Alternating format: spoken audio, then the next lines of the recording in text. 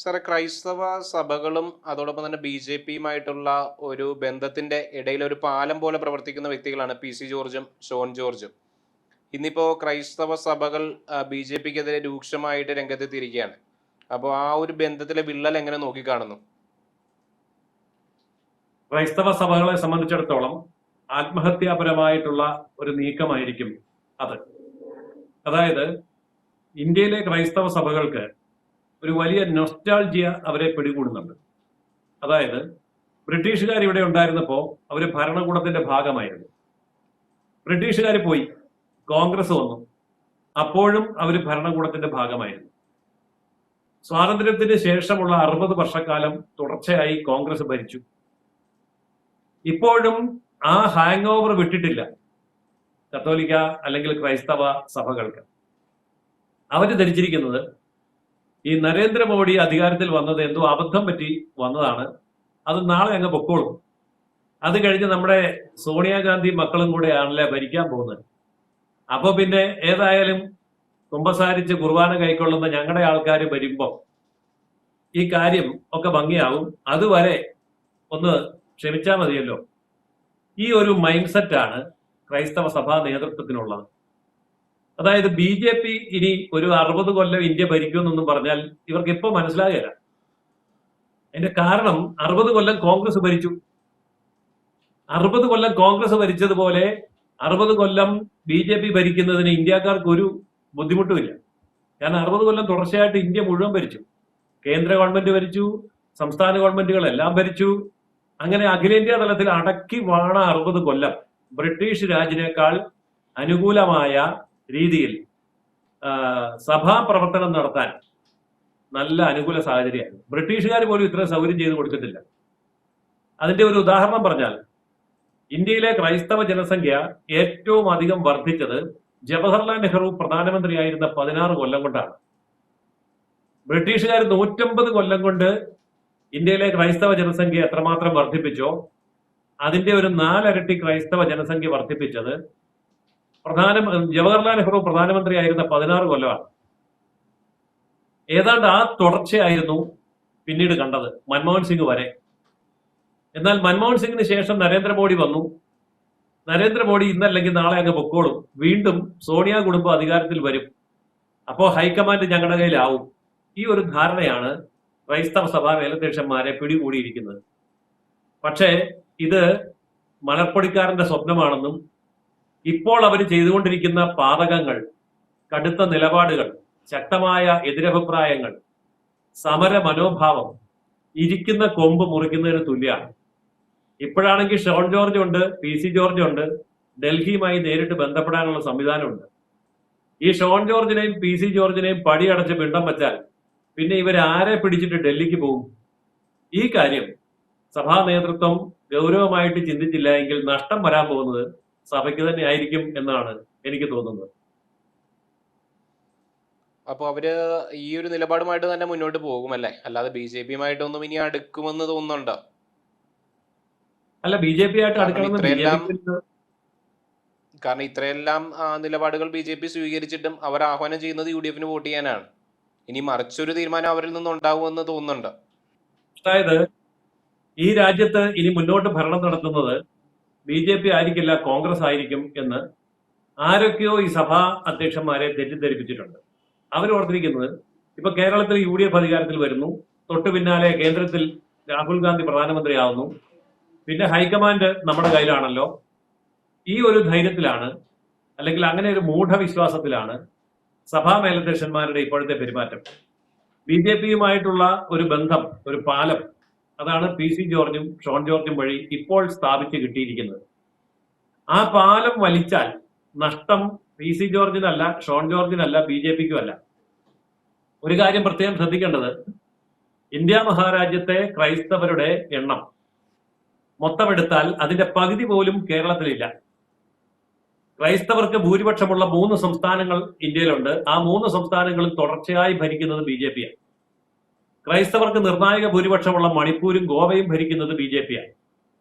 അതായത് കേരളത്തെക്കാൾ കൂടുതൽ ശക്തമായ വോട്ട് ബാങ്കുള്ള ഇന്ത്യയിലെ 5 ക്രൈസ്തവ സംസ്ഥാനങ്ങളും ബി.ജെ.പി ഭരിക്കുമ്പോൾ കേരളത്തിലുള്ളവർ മാത്രം ഇപ്പോഴും നേരം വെളുത്തിട്ടില്ല എങ്കിൽ അതിന്റെ നഷ്ടം അവർക്ക് തന്നെ ആയിരിക്കും സംഭവിക്കുക. ഇത് വളരെ സിമ്പിൾ ലോജിക്കാണ്. അവരിനി വോട്ട് ചെയ്യുമെന്ന് തോന്നുന്നുണ്ടോ? ഇപ്പൊ ക്രൈസ്തവര് ഒരു വലിയ തോതിൽ BJPക്ക് വോട്ട് ചെയ്യുമെന്ന് തോന്നുന്നുണ്ടോ? കഴിഞ്ഞ തെരഞ്ഞെടുപ്പിൽ ഒന്നും തന്നെ അവര് വോട്ട് ചെയ്തില്ല, അതിന്റെ ഒരു പ്രതിഫലനമൊന്നും ഉണ്ടായില്ല. അപ്പൊ ഇനിയും അങ്ങനെ ഒരു പാത അവർ പിന്തുടരുമെന്ന് തോന്നുന്നുണ്ടോ BJP നേതൃത്വത്തിന്? അല്ല, ക്രൈസ്തവര് വോട്ട് ചെയ്യുമോ ഇല്ലയോ എന്നുള്ളത് ഒരു പ്രശ്നമേ അല്ല. ക്രൈസ്തവർക്ക് വേണമെങ്കിൽ അവർ വോട്ട് ചെയ്യട്ടെ. ക്രൈസ്തവ വോട്ട് കൊണ്ടല്ലല്ലോ ഇന്ത്യയിൽ BJP അധികാരത്തിലിരിക്കുന്നത്. ഇന്ത്യ മഹാരാജ്യത്തിന്റെ 1% മാത്രമേ ഉള്ളൂ കേരളം. ഇന്ത്യയിലെ ആകെ ജനസംഖ്യയുടെ 2% ഉള്ളൂ കേരളം. ആ കേരളത്തിന്റെ 18% വോട്ട് മാത്രമാണ് ക്രൈസ്തവർക്കുള്ളത്.